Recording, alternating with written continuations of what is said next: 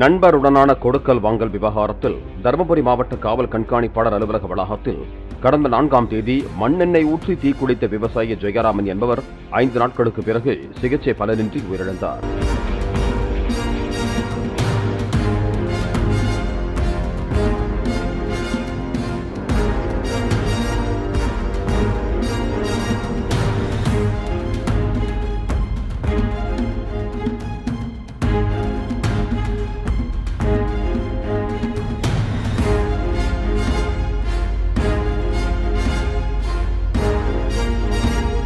Play store மற்றும் app ஸ்டோரில் இருந்து பாலிமர் செயலியை QR கோடு மூலம் பதிவிறக்கம் செய்யுங்கள்.